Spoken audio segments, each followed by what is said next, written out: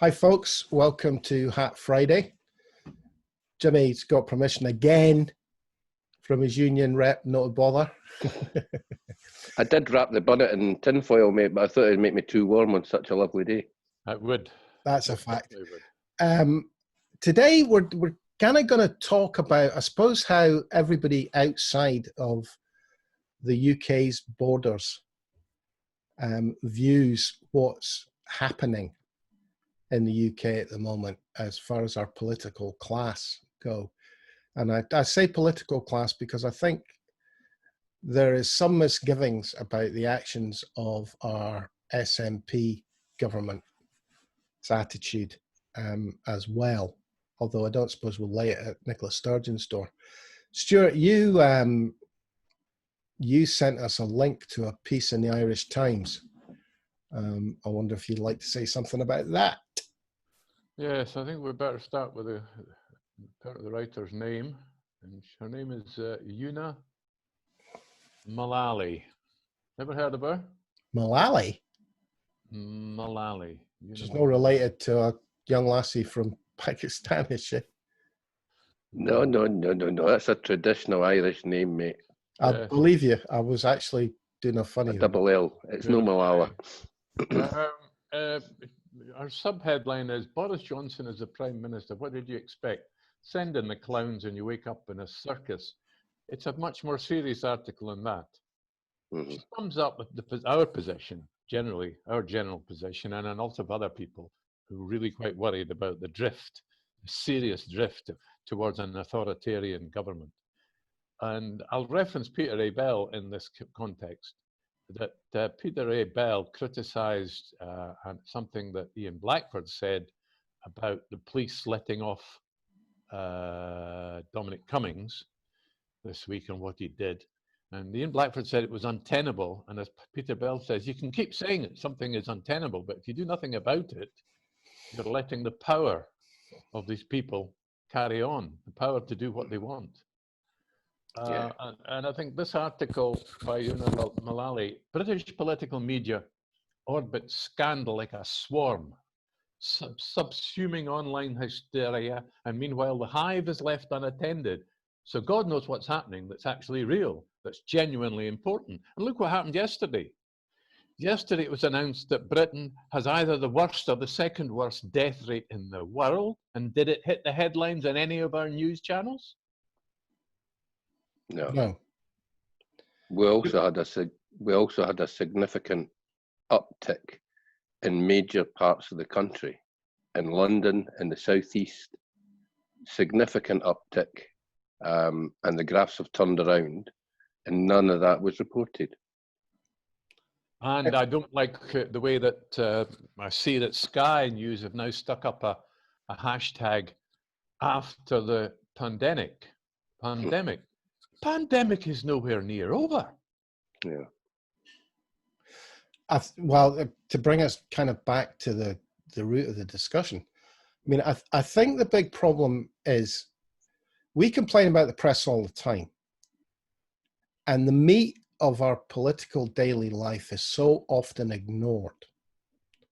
In the background, you can see today's papers. Now, as already been said, we've got the highest death rate in the world. I think the latest figures show that, including America. We have a political class who seem to be playing games. They're not doing a job. They seem to be playing games in order to maintain themselves in power. Now, what does power give you? It gives you access to money, which gives you access to more power. And the impression that I'm always left with when, Dominic Cummings doesn't get fired, Boris Johnson doesn't go down on his hands and knees and apologize for employing a complete dill. It's all about maintaining their power. It's the class system writ large. And we go along with it. Not only do we go along with it, we allow people to become part of it who are supposed to be our representatives. And here I'm talking about the Scottish government, I mean, Nicola Sturgeon's done a fantastic job on communication. She seems very empathetic, all the rest of it. But nothing's changed. We're still going to Westminster cap in hand. We have no real power, because the power at Westminster can take away the power of Holyrood whenever it chooses to, as has been shown by the Brexit debacle, where essentially Westminster just took back all the powers of the Scottish government over fishing, over farming, you name it.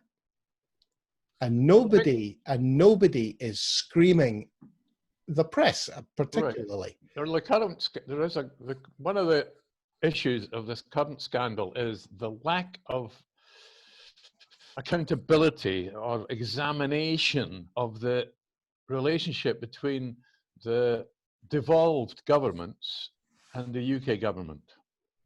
We're seeing all four governments now, all four health services rather than governments, because the only reason there are devolved governments that matter at the moment is because the health services are devolved, and that comes to make this is all a public health issue.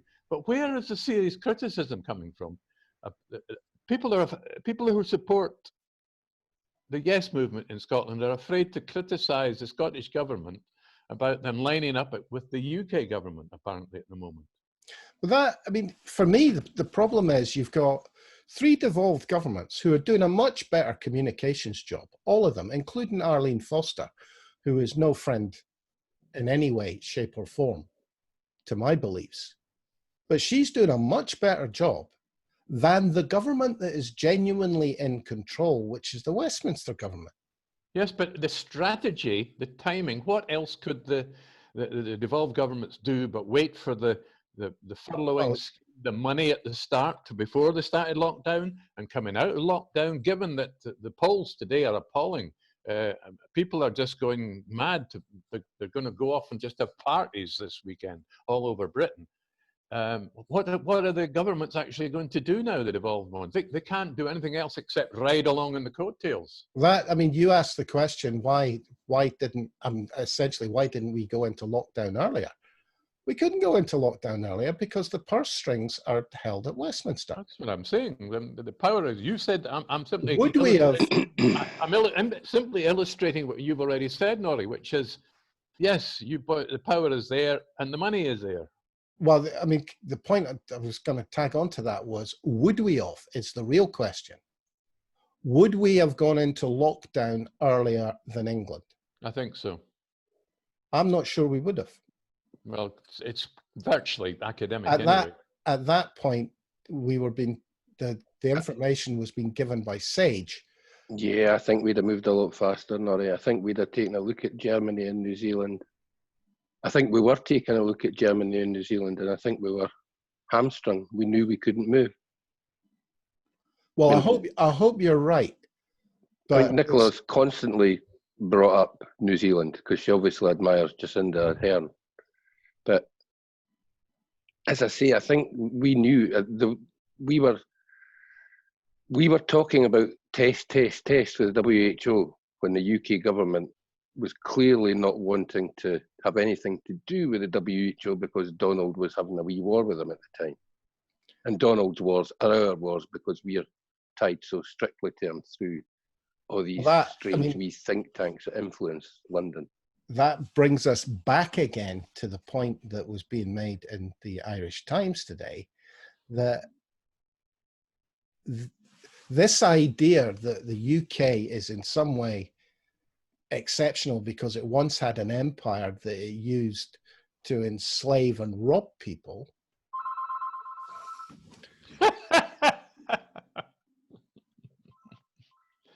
Which seems to be, sorry about that, which seems to be the criteria.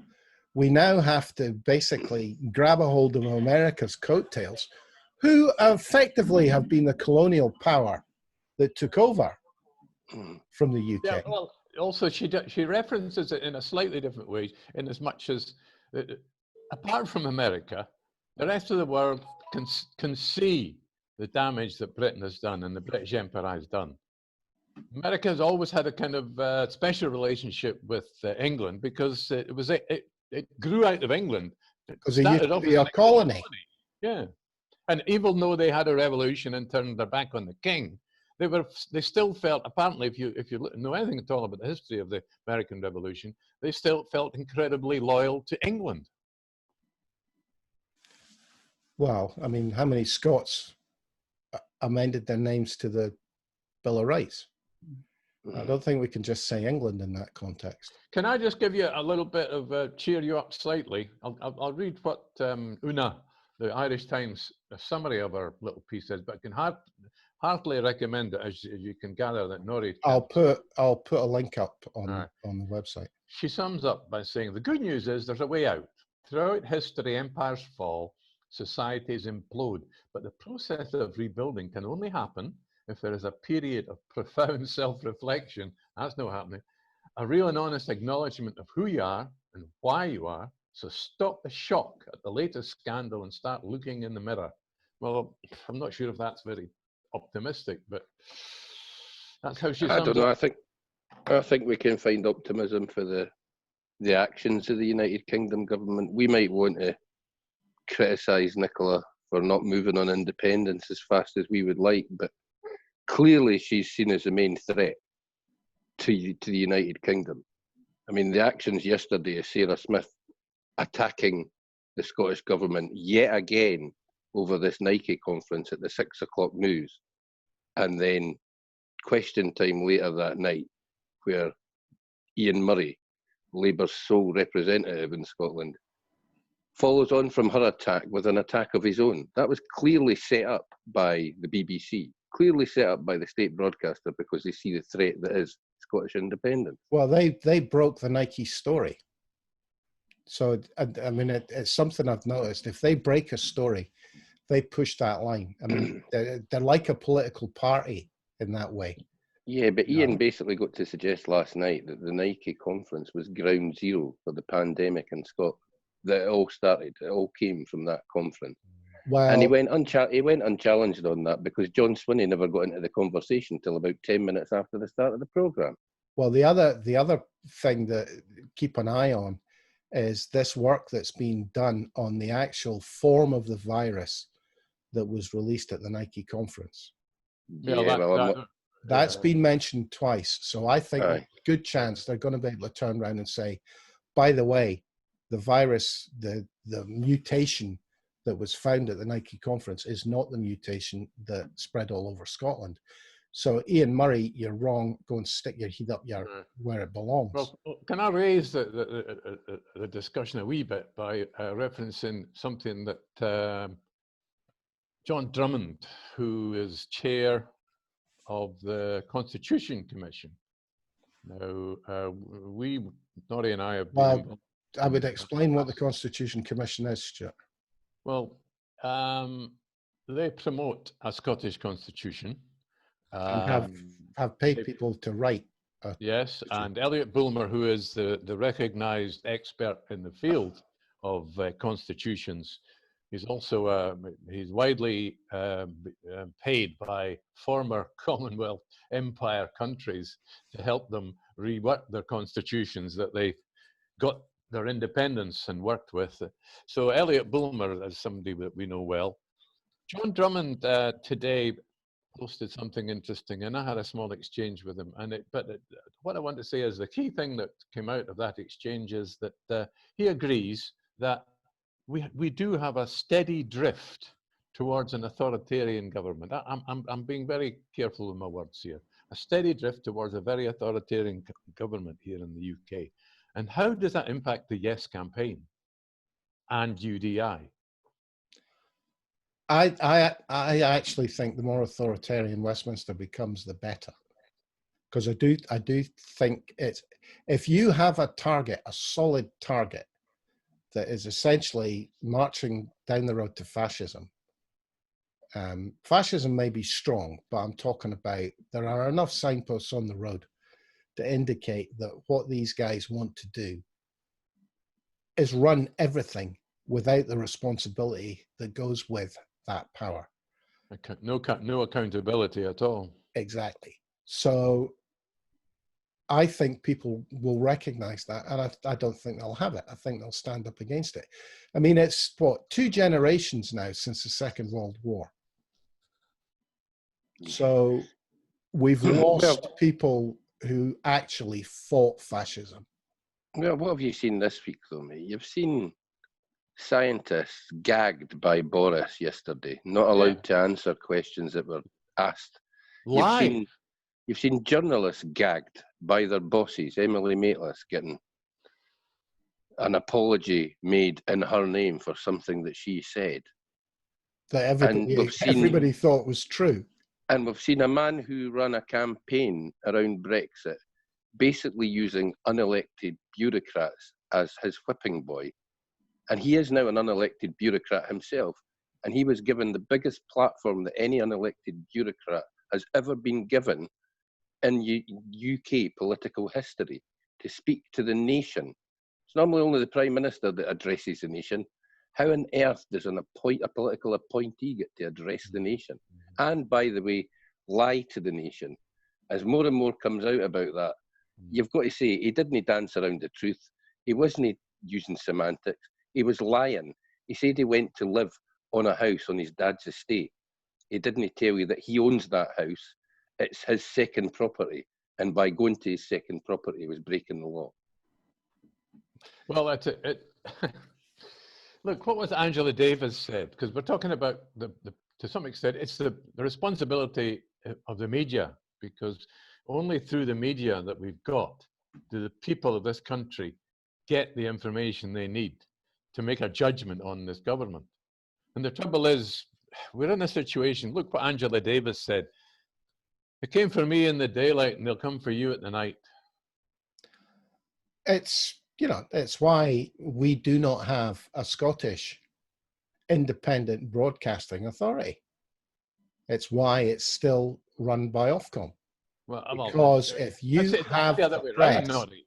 Yeah, but that's the other way around. It's because we've got a broadcasting and press run from London, that the people of Scotland are not 90% in favour of independence.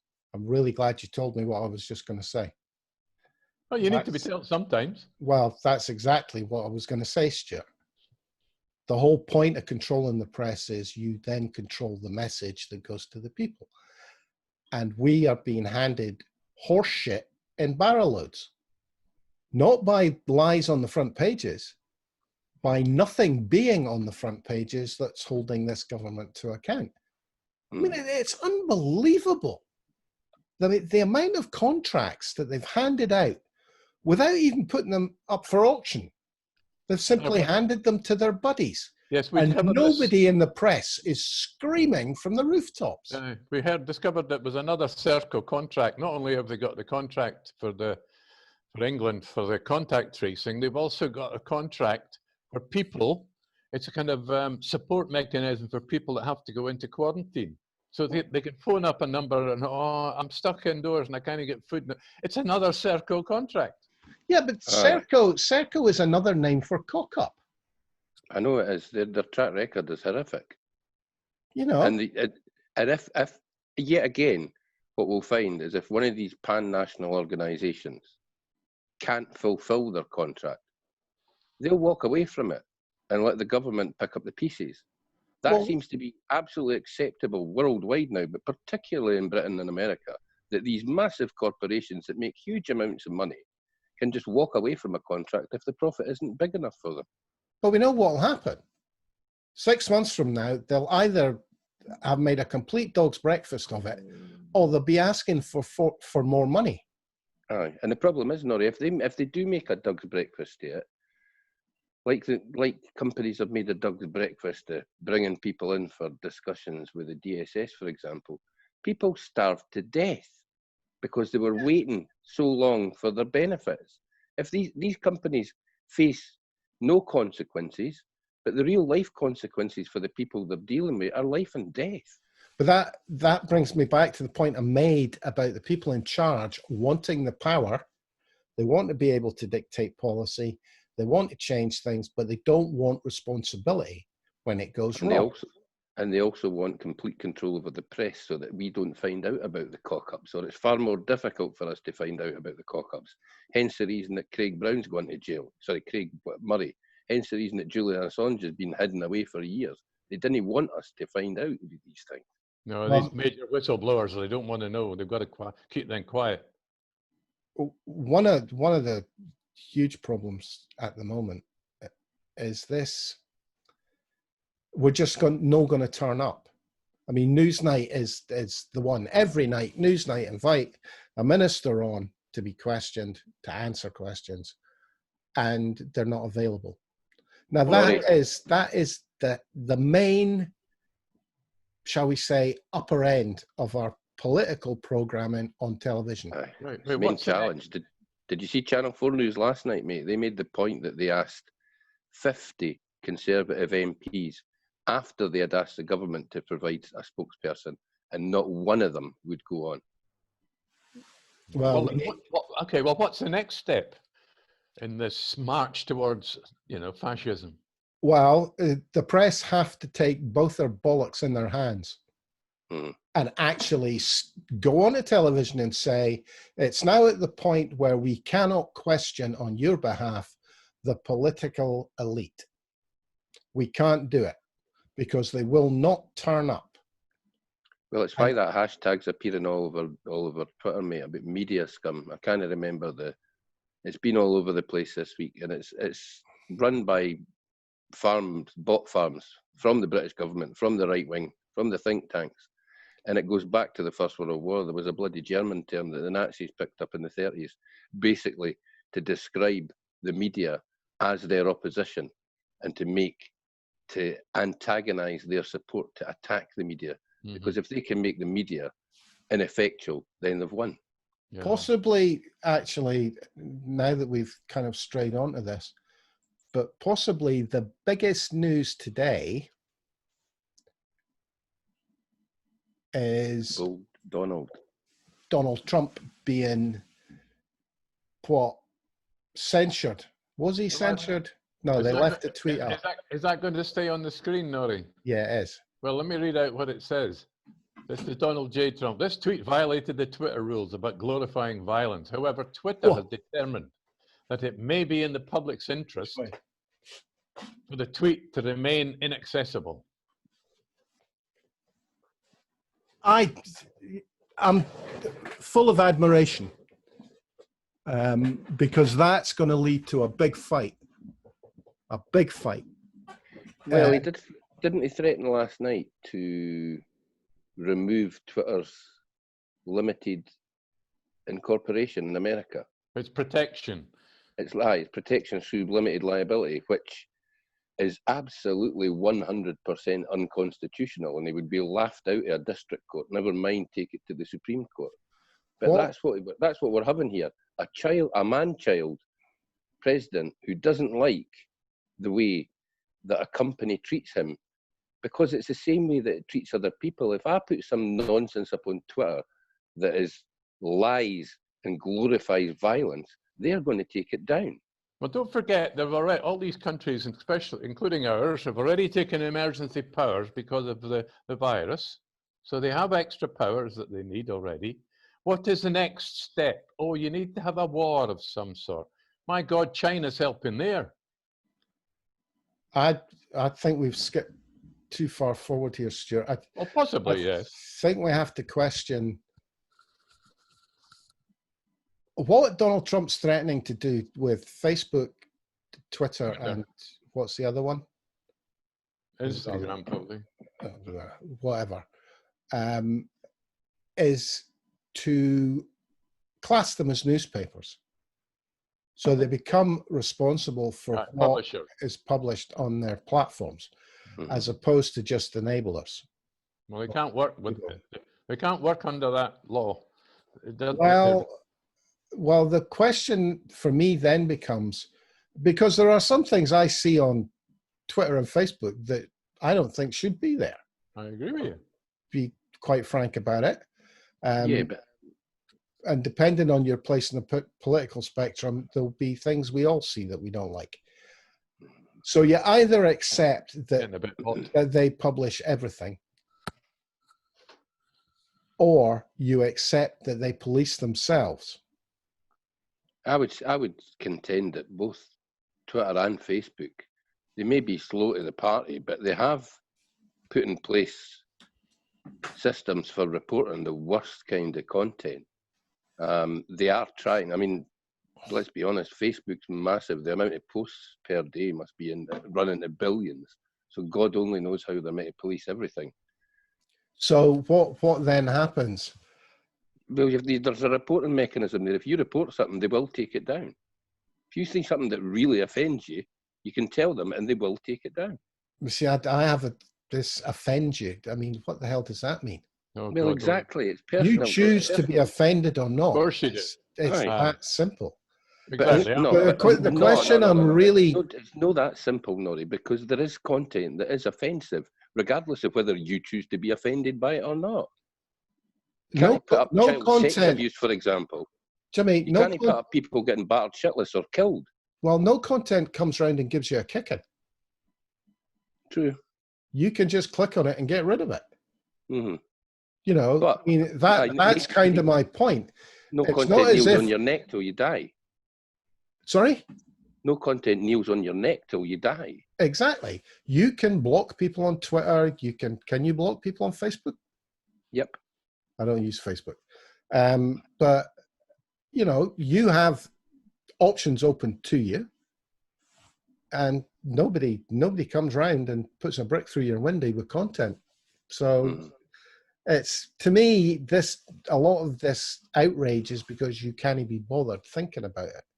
I'm intrigued, though, with Facebook and Mark Zuckerberg in particular. Given just how much money Mark Zuckerberg's worth, I'm not sure that Donald Trump wants to get into a bun fight with him.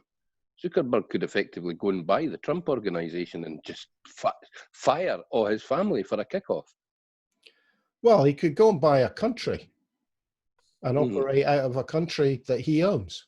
But I'm sure he'd have a lot more fun buying Donald Trump's organization and sacking all the Trump or the neck, because nepotism matters so much to Donald. Yeah, maybe we should start a campaign to convince Zuckerberg to do that. But whatever Zuckerberg does, I mean, Donald Trump might be a total muppet, but he's an elected muppet. Only till November. Zuckerberg isn't. Maybe not. That's the thing. Maybe not. The fact that politically Zuckerberg's probably closer to us than Donald Trump is. I'm just guessing there, guys. Yeah, all right. Can I just ask a question? If you remember, Ian Banks, wonderful Scottish writer, no longer with us. Did he not write one book about a mega corporation that it didn't quite have enough power, so it bought a whole country that had a seat at the United Nations? He might well have done it. That was one of his science fiction books. People forget he wrote science fiction. Well, it depends how you think about it. No, it wasn't one of his science fiction books. I mean, was it ever to happen that Amazon, Facebook, and Twitter got together? Quite sure they'd have enough money to buy an island. Well, there's quite a few small countries in the world. You know, mate, never mind an island. If they drag Apple into it, they could buy it. They could buy enough power in the American Senate to remove Donald Trump. And that, gentlemen, is the route they will take, and they will become exactly what they're fighting against in a generation. Yeah. Well, aye. At the moment, we're all encouraged, shall we say, to see people like Jeff Bezos and Mark Zuckerberg as benign creatures, but they're anything but. Not when you get to that level of power and influence. And they don't live forever. Mm-hmm. Aye, and let's be honest, we're taking a look at our Prime Minister as a perfect example of somebody who is raised in privilege, has never had anyone say no to him, and that just creates disastrous people. So, gentlemen, anything to finish with? I have something. On you go, Stewart. Well, you can probably finish with something light-hearted. It was announced today that the infection rate. Now, we already know that people get infected and then they can pass on the virus before they have any symptoms, asymptomatic. That's scary enough. They discovered today that the typical transmission rate between somebody getting infected and passing it on to somebody else, don't forget, no symptoms, is 4 days. Sorry, 4 days to pass on to somebody else, or you're asymptomatic for 4 days. To pass it on to somebody else, and you probably will be asymptomatic. You're asymptomatic but infectious for Aye, you're shedding the virus at that point. Shedding the virus. Within 4 days of picking it up, you pass it on. Okay, James? Well, I had a wee giggle to myself last night. Whilst I was watching Question Time, while I was trying not to chew through my fingers or chew through the remote control. It was doing my boxing at times, seriously. But Ian Murray, who does love to suggest that we should have a four-nation approach and then slate the Scottish government when they followed a four-nation approach. But anyway, he was worried that Scots people in this easing of lockdown can now meet up to 8 people in the garden, whereas in England it's only 6. And he asked the question, why? And the thought occurred to me that we're just better. We can organise a piss up in a brewery. You can't. And if you can't have more than 6 people at the piss up at the one time. He obviously has no understanding whatsoever of what the rules are. Aye. In England, you can meet 6 total strangers, not households, not people you know. You can congregate as 6 people. In Scotland, you can meet you can have a group of up to 8 people from 2 households. Yeah. So that looks as though that's 2 parents on each side and 2 bairns. Exactly. So one household can meet another household up to 8 people. In fact, it's not even limited to 8 people. It's 2 households on any given day. They're kind of asking you to exercise some common sense and restraint. Can somebody tell him, by the way, Mr. Ian Murray, that he should either shave or grow a beard? Because that in-betweeny thing that he obviously thinks is some sort of European cool look just makes him look like a tramp that stole a suit. Aye, I'm not sure he can grow a beard, Norrie. That's the problem. That's as good as it gets, and then it just... You're right, he looks like a horrific Wurzel Gummidge type creature. But does he think he looks cool? I'm thinking that... Dying with the youth. I'm thinking that even though he was socially isolated, I mean, he was in the studio and Alex Massey was on the programme via computer. I'm thinking that Ian's masculinity might have been threatened by how hairy Alex Massey was last night. Oh, he always is, even in his picture. I just realised, I've got a bit of local news. On Sky News this morning on the business half hour, they were interviewing they were talking about the virtual Fringe, the Fringe Festival not going ahead, but there will be a virtual Fringe. And as soon as I heard about that, I thought I'll better turn the sound up and find out if this is to do with the big money people. They had 2 people on. One was a comedian in London, and the other one, I don't know his name, but he was a senior executive of the GI Group. That's the Scottish company that owns 50 major venues, hospitality venues across Scotland, who have a big interest in what's happening in Scotland. So it was just curious that I have no idea what he said. Well, the big boys at the festival have already said they're going to need money from the government to do it again. So here's a wee bit of history for them. Once upon a time, the artists themselves went and got wee venues all over Edinburgh. That's how it started. And if it has to go back to that, that'll be nothing but a good thing. Yeah, well, mate, the people... Stick your English profit-making blah, blah up your jacksie. The people of Edinburgh would be delighted to see the demise of Underbelly.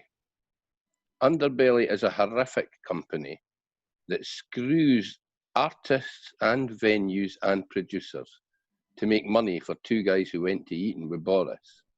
So Underbelly can go under as far as I'm concerned, and so can see that other huge leviathan that have absolutely ruined the Fringe in the last few years.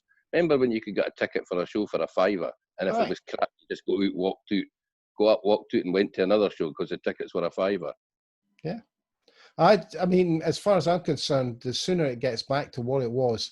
When I first came to Edinburgh, 40 odd years ago, that's what you did. You went out for the day with 20 quid on your tail, and it was £1, £2 a ticket. You went to 6 or 7 shows, and in the strangest wee places, you know, and there was always a bit of nudity just to cheer you up, you know. And you might even get picked on if you sat in the front row. Oh, aye. Did he sit in the first two or three rows, eh? I actually went to see Equine. It's about a kid that kills horses, but there's a lot of nudity in it, and I ended up in the front row because it was so busy. And I didn't know what I was seeing. And this lassie, big lassie, fine looking girl, stood up in front of me. She had a nightdress on, stood up in front of me. It was semi-see-through, you know, and took it off. And I mean in front of me, and she was not more than 3 feet away from me. I nearly shit myself. I didn't know what to do. Well, I think you should leave. I think we should just kill it there and leave the printers with that image, Norrie. Yes, probably right there. I think I agree with you there, Jimmy. I would love to have said I reacted absolutely macho, man, but all I wanted to do was hide under the seat. Good effort, Gadget.